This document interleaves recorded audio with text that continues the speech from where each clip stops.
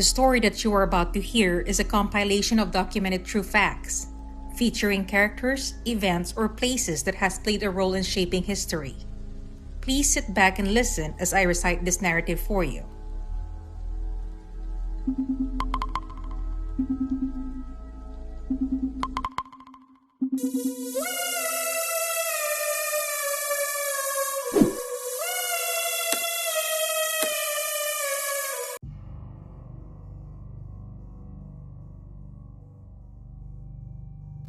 Before I start this narration, let me apologize in advance for any mispronounced words. If you hear a word I mispronounced and you know how to say it correctly, please feel free to comment below. Thank you for understanding.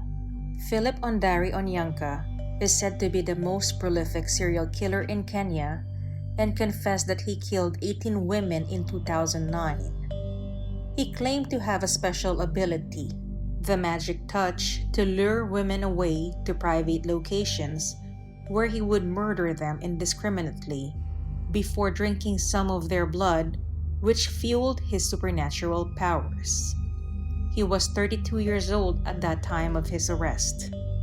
Onyancha was born in Western Kenya in 1978. He was just one of several children to his parents, Samuel and Esther Onyancha.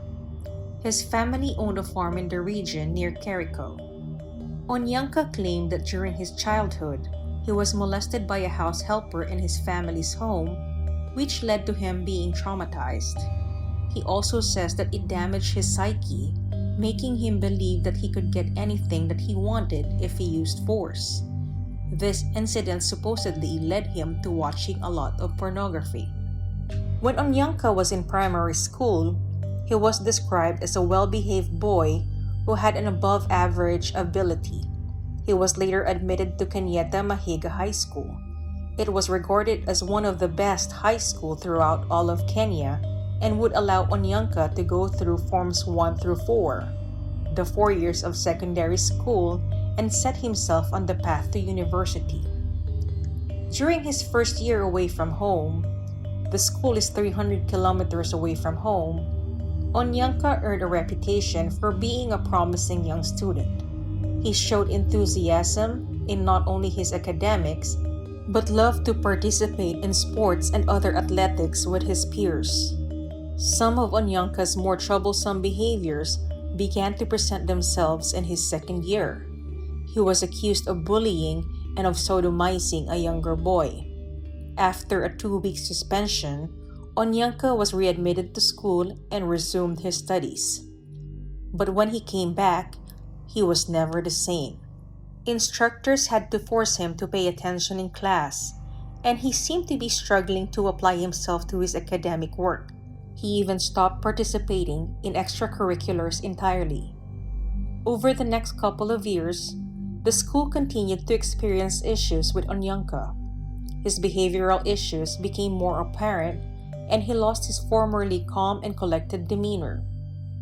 Onyancha sat for his KCSE, or the Kenyan Certificate of Secondary Education, in 1998. This is the Kenyan equivalent of the high school diploma. He ended up graduating with a GPA equivalent of a C-, but never collected his certificate. Onyancha went to another school for his 4th year and earned his KCSE there. However, instead of continuing his education at a college or university, he decided to enter the workforce, eventually becoming a security guard. He lived in the village near his family's farm in Western Kenya, but eventually moved back to Nyeri. It was rumored that he was forced out of the village because he was accused of attempting to rape a neighbor, and he moved back to the only other region he was familiar with. Onyancha says that this wasn't true. He claims to have made the move because he was hearing voices that he had been hearing since high school that had been growing in volume and intensity and were encouraging him to make rash decisions, including the decision to kill. He eventually married to a young woman named Lydia Nyaboki. They moved to Nairobi, where they lived in a small 1-bedroom house along with a brother-in-law a sister-in-law, and 2 children. One of the children was Onyancha and Lydius, a son that was born in the year 2008. When the child was still an infant, Onyancha's wife, Lydia, began to grow suspicious of his odd behavior. She had always known him as a kind and compassionate man, but he began to spend odd hours out and about. In particular, staying out unusually late and hanging out with unknown acquaintances. However, despite her fears, she stuck with Onyancha, who insisted that nothing was wrong. He said he remained committed to Lydia and their infant son, and he continued providing for their young family. Outside of the home, Onyancha was a seemingly normal guy who randomly did strange things. Neighbors say that they barely spoke to Onyancha, if at all, but if they did, he seemed odd. He would say weird things and lash out in certain ways, like turning off the main power breaker to the entire neighborhood.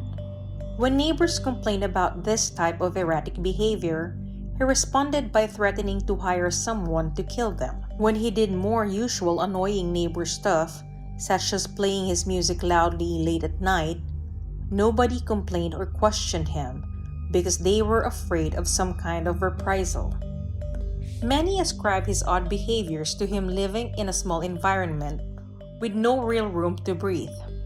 However, others noted that a small growth was visible on the back of his head, a tumor which had slowly grown into the size of a small orange at around the time his behavior started deteriorating.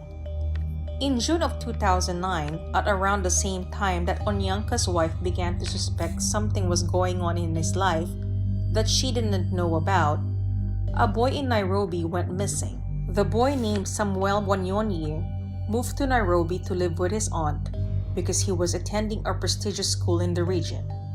But after only 3 months, Samuel went missing. He was gone for only 3 days before a note was left on the doorstep of his aunt's home. The note demanded 40,000 shilling to be sent to a phone number through M-Pesa, a money transfer program. The family of Samuel Wanyonyi refused to pay the ransom because they simply didn't have it. Then a second letter arrived at their Nairobi home, along with some items of Samuel's clothing, which he had been wearing when he went missing. This time, the price had been reduced to 10,000 shilling. Still though, the family couldn't or wouldn't pay it. After this, the letters stopped arriving.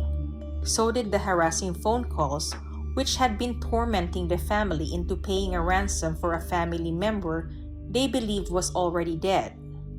All the while, a local man named Onyancha had been helping out with the neighborhood searches for Samuel, offering to help with the large mobs of volunteers looking for the boy. He even told the family of the victim that the handwriting on the handwritten letters looked like a female handwriting, which was an attempt to remove himself from suspicion. In January of 2010, the body of a sex worker named Helen Nyambura was found in a room at the Rawamboga Bar and Restaurant. Her body had been left there for several days. Onyancha confessed that he would stop by to view her body a dozen times before it was discovered.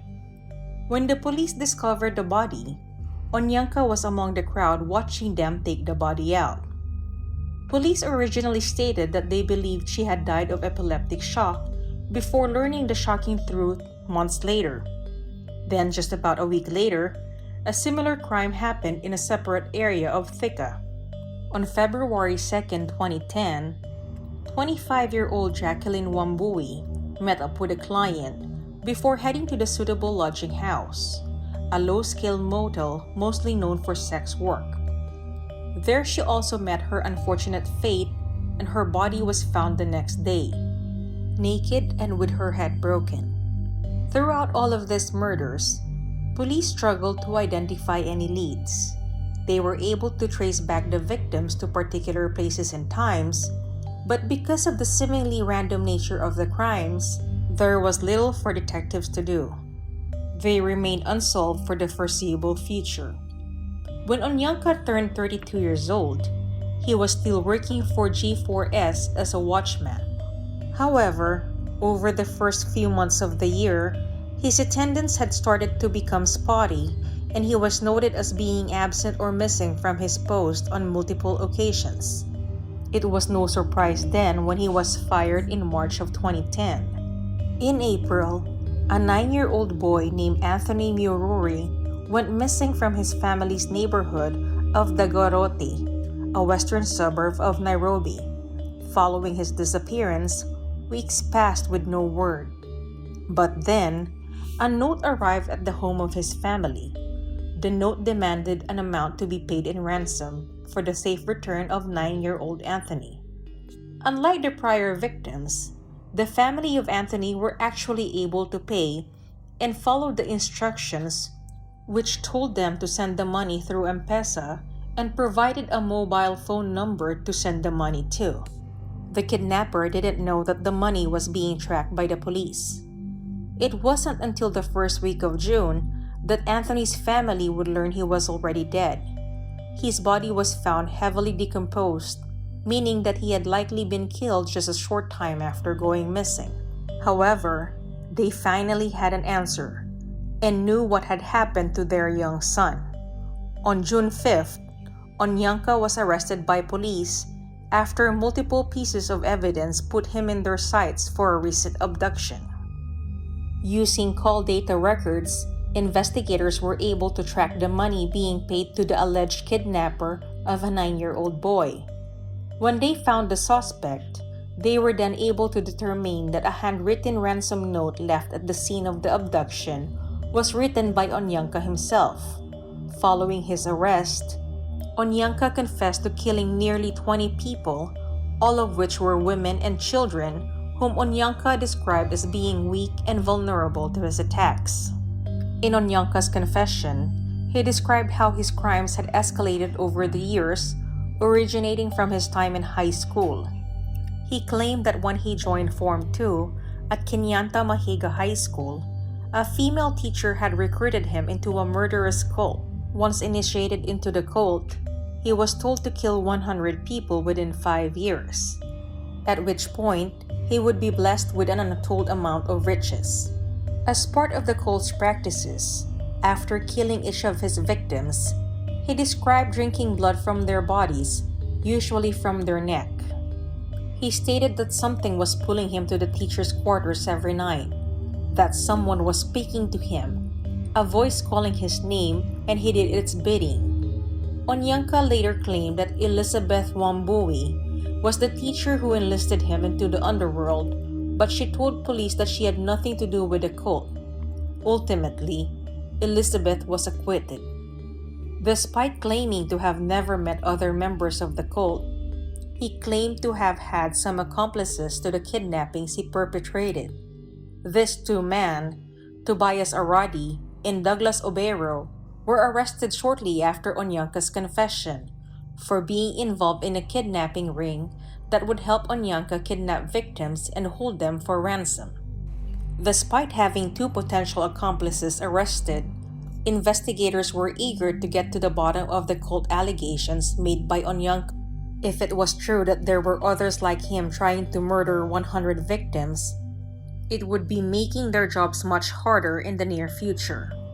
Over the next several days, word of Onyancha's actions spread throughout Kenya, and he had become the nation's most infamous and most feared killer. Publications described him as having the eyes of a fox, and his soft-spoken, casual demeanor often drew comparisons to Ted Bundy. Onyancha led police to places where he murdered people, taking police to the Central Province and Rift Valley, where he described killing victims and leaving their bodies in isolated, undisturbed areas. This even included some cheap lodges and motels where Onyancha admitted to killing several sex workers. In those first few days, at least 4 bodies were found. These were victims that had gone missing in the previous years and whose families had received no word of their whereabouts since. This included 2 bodies found in Karen, a western suburb of Nairobi. he led police to a home where he had worked as a security guard. In an attic, police found the bones of a deceased young woman whom he claimed he randomly picked while working. He had simply seen this woman on the street and her life was ended. Onyancha then led police to the Nairobi Water and Sewerage Company office building at a nearby Karen shopping center where the body of another young woman was found in an exposed sewer drain.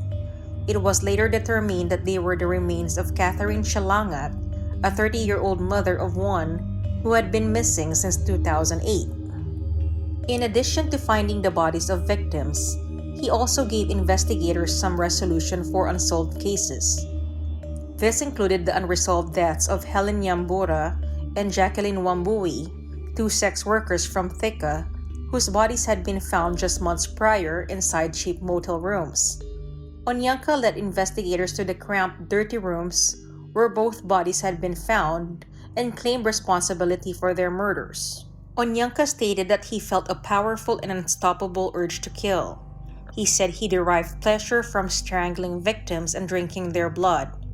Their blood, he said, fueled him and gave him supernatural abilities that allowed him to subdue victims much more easily in the future. Despite claiming responsibility for the killings, Onyancha almost tried to shirk responsibility by claiming that it wasn't him who had directed the killings. Again, he said, he had been initiated into a cult that forced him to do these evil things.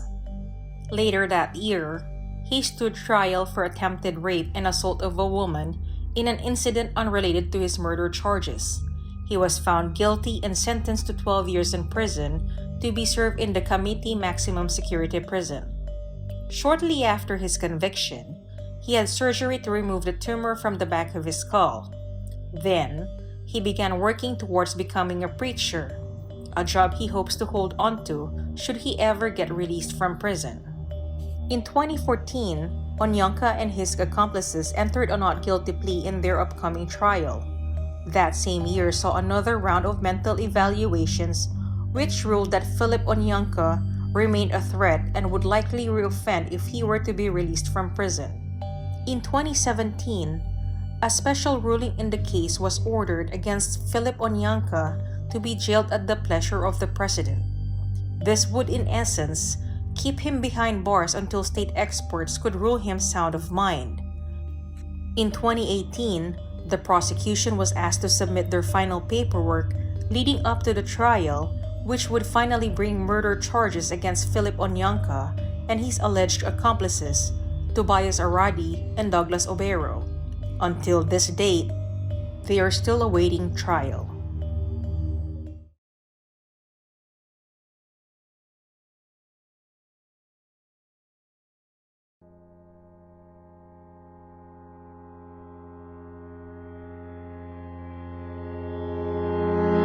Hey everyone! I just wanted to express how grateful I am that you took the time to listen to my narration. Hopefully you enjoyed it.